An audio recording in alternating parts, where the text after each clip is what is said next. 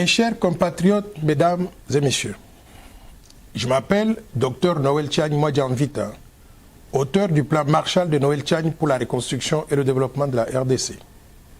Je suis 100% congolais. La RDC est la terre de mes parents, grands-parents et arrière-grands-parents du côté de mon père et de ma mère. La RDC a payé pour mes études primaires, secondaires et aussi universitaires. Je dois tout à mon pays et au peuple congolais. Ma connexion et ma loyauté à la République démocratique du Congo sont très fortes, totales, inconditionnelles et indiscutables. La terre de nos ancêtres, elle est sacrée. Je vous invite tous à protéger notre terre, qui est notre patrimoine commun, et à défendre l'intégrité du territoire et la souveraineté nationale, quelles que soient les conditions et quel que soit le moment. Car cette terre, c'est la seule dont nous sommes propriétaires à 100% et que personne ne doit nous l'arracher sous quelque subterfuge que ce soit. Je voudrais renouveler ma proposition du plan Marshall de Noël Tchagne pour la reconstruction et le développement de la RDC comme étant la vision globale du développement pour pacifier tout le pays, lutter contre les antivaleurs, promouvoir la bonne gouvernance, développer le capital humain, promouvoir l'autosuffisance alimentaire, créer des infrastructures de base, industrialiser et diversifier l'économie nationale, promouvoir un système financier moderne et robuste, restructurer la Banque centrale du Congo en une véritable autorité monétaire et de régulation et doter le pays d'une monnaie nationale crédible tout en mettant fin à la dollarisation de l'économie nationale. La finalité du plan Marshall de Noël Tchagne pour la reconstruction et le développement de la RDC, c'est de développer le pays et aussi d'éliminer la pauvreté dans laquelle croupit notre population actuellement. Le coût total du plan Marshall de Noël Tchagne pour la reconstruction et le développement de la RDC est estimé à 1000 milliards de dollars sur 15 ans pour faire progresser le produit intérieur brut par habitant de 458 dollars aujourd'hui à 15 000 dollars au moins en 15 ans, tout en créant au passage des emplois et en améliorant les conditions de vie de tous nos citoyens. Ceci est tout à fait possible car je suis convaincu que l'impossible n'est pas congolais. Mais nous ne pourrons pas réaliser ce rêve si la RDC arrivait à perdre sa souveraineté. C'est pour cela que nous devons nous battre pour protéger la souveraineté nationale, étant donné que le destin de notre pays se trouve dans les mains de ses filles et de ses fils que nous sommes. Pour préserver la souveraineté nationale, je propose que la fonction de président de la République démocratique du Congo soit réservée aux Congolais nés de mère et père congolais. La suite logique du verrouillage de l'accès à la présidence exige la même portée de la nationalité au dauphin constitutionnel du président de la République, c'est-à-dire le président du Sénat congolais.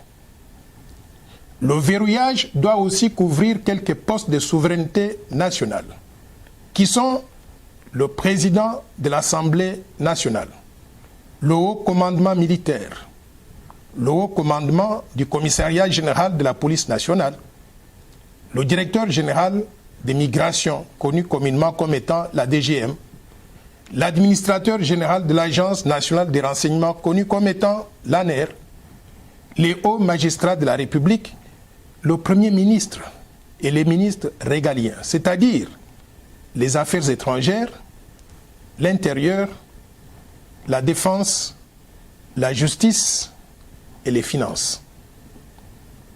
Beaucoup de compatriotes ont déjà compris les enjeux du fait de l'infiltration au sommet de l'État depuis plusieurs décennies dans notre pays.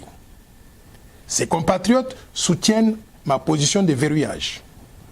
Mais comme il faut s'y attendre dans une démocratie naissante, quelques compatriotes s'y opposent en avançant comme argument, d'une part, que la loi proposée serait discriminatoire parce qu'elle écarterait une partie des Congolais et certains candidats potentiels aux élections de 2023. Mais d'autre part, qu'il y a des sujets beaucoup plus importants et plus urgents sur lesquels on devrait s'attarder, notamment la misère dans laquelle croupit la population congolaise actuellement. C'est pour faire face à ces questions de pauvreté et de misère que j'ai proposé le plan Marshall, dont je venais de vous parler tout à l'heure. Chers compatriotes, mesdames et messieurs, ma proposition de verrouiller l'accès à la présidence de la RDC et aux fonctions très sensibles est importante. Pourquoi? Parce qu'elle porte sur un aspect crucial de la vie de notre pays, l'accession aux plus hautes fonctions de souveraineté nationale. Ma proposition de loi ne porte pas sur les conditions d'acquisition de la nationalité congolaise ou sur les modifications de ces conditions d'acquisition de la nationalité congolaise. Ma proposition ne changerait donc rien quant à la nationalité de ceux qui sont déjà congolais actuellement. Je voudrais vous parler d'un article important de la Constitution qui parle de ces questions de nationalité.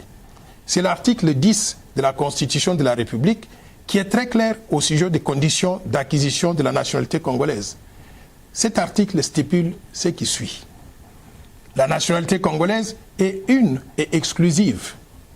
Elle ne peut être détenue concurremment avec aucune autre. La nationalité congolaise est soit d'origine, soit d'acquisition individuelle. Est congolais d'origine toute personne appartenant aux groupes ethniques dont les personnes et le territoire constituaient ce qui est devenu le Congo, c'est-à-dire actuellement la République démocratique du Congo au moment de l'indépendance le 30 juin 1960. Il y a une loi organique qui détermine les conditions de reconnaissance, d'acquisition, de perte et de recouvrement de la nationalité congolaise. Mes chers compatriotes, mesdames et messieurs, je propose aussi que les révisions prochaines de la Constitution de la République démocratique du Congo permettent aux Congolais ayant acquis de nationalités étrangères de recouvrer la nationalité congolaise d'origine, que personne ne doit perdre.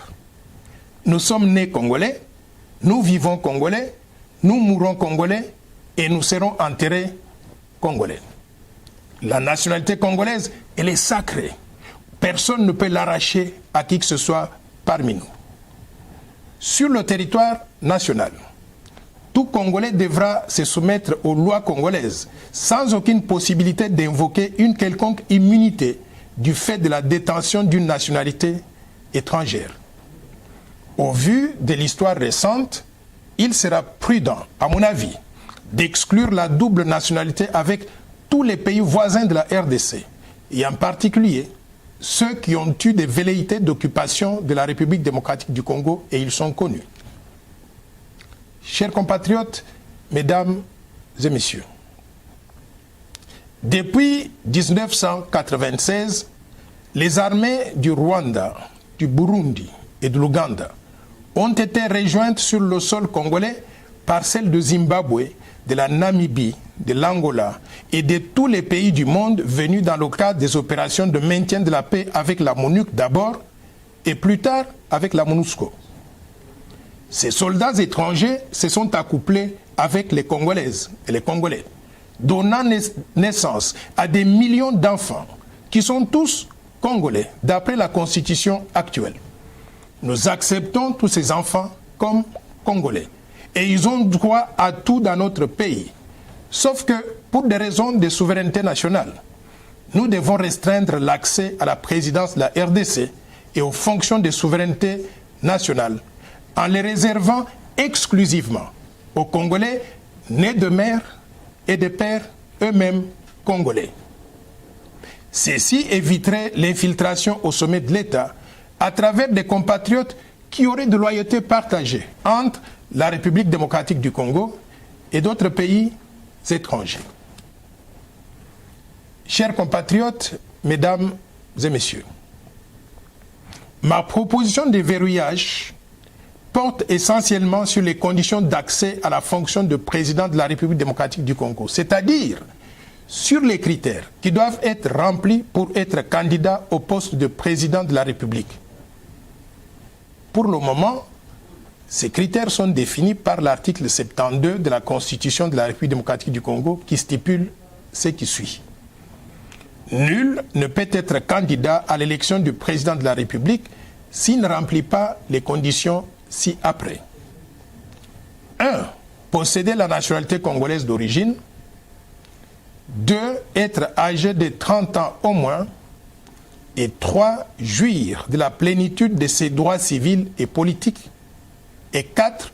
Ne pas se trouver dans un des cas d'exclusion prévus par la loi électorale. Il convient de souligner que ma proposition de verrouillage vient apporter une condition supplémentaire, un critère additionnel, qui est de limiter l'accès à la présidence de la République démocratique du Congo aux Congolais nés de mères et de pères eux-mêmes congolais.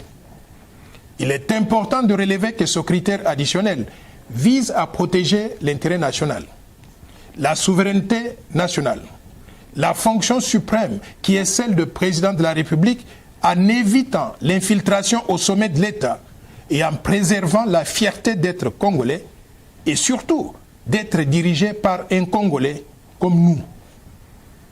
Dans beaucoup de pays, il y a des dispositions qui protègent l'intérêt national et qui empêchent n'importe qui d'accéder à la magistrature suprême. De telles dispositions existent dans d'autres pays tels que le Cameroun, la Zambie, le Togo, le Gabon, le Maroc, l'Algérie, la Tunisie, le Burkina Faso et même la Turquie. Aux USA donc, il faut être né sur le sol américain, comme Barack Obama, Bill Clinton et aussi John F. Kennedy. Par contre, l'ancien secrétaire d'État Henry Kissinger, l'ancienne secrétaire d'État Madeleine Albright et l'ancien gouverneur de l'État de Californie, Arnold Schwarzenegger, tout en étant tous les trois pleinement des Américains. Ils ne peuvent prétendre à la fonction de président des États-Unis d'Amérique. Pourquoi? Parce qu'ils ne remplissent pas un des critères d'éligibilité, c'est-à-dire d'être nés sur le sol américain. Et pourtant, ce sont des personnalités très brillantes. Vous connaissez tous Henry Kissinger. C'était l'un des secrétaires d'État américains les plus distingués. Mais il ne peut pas accéder à cette fonction à cause de cette limitation. Je tiens à préciser que ma proposition de loi est impersonnelle. Elle ne vise aucun individu, étant donné qu'à ce jour, personne n'a déclaré sa candidature à la présidence de la République lors des élections de 2023. Ma proposition n'est pas discriminatoire. Pourquoi? Parce que dans tous les pays du monde, il y a des critères d'éligibilité. Ces critères sont déterminés et discutés à l'avance. Et dès qu'ils sont adoptés par le Parlement et promulgués par le président de la République, ces critères s'appliquent à tout le monde, sans distinction, sans exception et sans discrimination. C'est ainsi que dans la plupart des pays, il y a par exemple le critère de l'âge.